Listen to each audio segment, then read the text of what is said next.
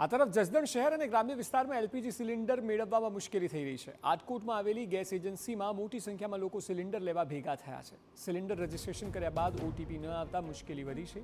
LPG સિલિન્ડરનો stock હોવા છતાં મોબાઈલમાં ઓટીપી ન આવતો હોવાની ફરિયાદ થઈ રહી છે। ટેલિફોનિક રજીસ્ટ્રેશન કર્યા બાદ પણ ઓટીપી નહીં મળતા હોવાનો દાવો થઈ રહ્યો છે। છેલ્લા 5 દિવસથી નથી થતું ગેસ સિલિન્ડરનું રજીસ્ટ્રેશન। સર્વર ડાઉન હોવાના કારણે ઓટીપી રજીસ્ટ્રેશન બંધ છે।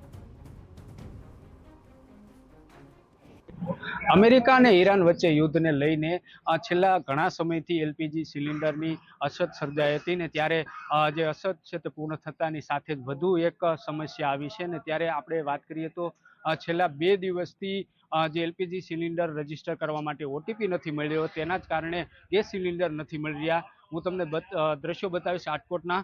જે આટકોટની એક એજન્સી છે ત્યાં મોટી સંખ્યામાં જે લોકો છે તે ગેસ સિલિન્ડર લેવા માટે પહોંચ્યા છે। આપને હું દ્રશ્યો બતાવીશ કે જે પ્રકારે આપ જોઈ શકો છો કે અલગ અલગ ગ્રામ્ય વિસ્તારોમાંથી પોતાનું ગેસ સિલિન્ડર રિફિલિંગ કરવા માટે અને બદલાવવા માટે પહોંચ્યા છે, પરંતુ ઓટીપી નથી આવતો। તેના જ કારણે છે તે સ્થાનિકો મુશ્કેલી મુકાયા છે। આપણી સાથે સ્થાનિક જે લોકો છે તેમની સાથે વાત કરીશું। શું કહેશો, ક્યાંથી આવો છો અને ગેસ સિલિન્ડર લેવા માટે આવ્યા છો, શું કહેશો? હું અહીંયા આટકોટ ગામનો જ રહીશ છું। ગેસ સિલિન્ડરમાં 2-3 દીથી ધક્કા ખાય છે। ઉપરથી એમ કે છે કે ઓટીપી આવ્યો નથી। ઓટીપી આવ્યો નથી એનું કારણ શું? એને ફોન એ સર્વર ડાઉન કરી દીધું છે। ઓટીપી વગર આપતા નથી બાટલો। આટલા જો આ રહીશ કેટલા હેરાન થાય છે। અમારે હું પબ્લિકને હેરાન જ થવાનું છે? સરકાર આમાં કાંઈ કરતી નથી।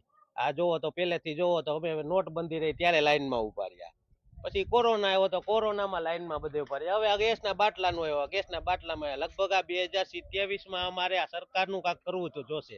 અમે જાગૃત થયા, પબ્લિકને કહું છું જાગૃત થાવ, આ 2027માં આ સરકારને કાઢો। નકર આવી રીતે તમારે આ બાટલાની લાઈન ઉભી રહી, એમ રીતે દવાખાનામાં તમે ઉભા રહ્યા હતા કોરોના એમ હિસાબે તમારો કઈ વારો આવતો તો? પબ્લિકનું કોઈ નહીં સાંભળે। તમે જાગૃત થાવ ને આ સરકારને કાઢો અહીંથી આ 2027માં। બસ જ્યાં લગીને આ બંધ છે। શું કામ ઓટીપી શું કામ નથી આવતો? કારણ કયો? હાલો અંદર જઈશી તો કઈ કારણ નથી કઈ કહેતા। શું કહેશો, તમે બાટલો લેવા માટે આવ્યા છો, રજીસ્ટ્રેશન નથી થતું? એ આપણે અન્ય ભાજપ છે તેમની સાથે વાત કરીશું।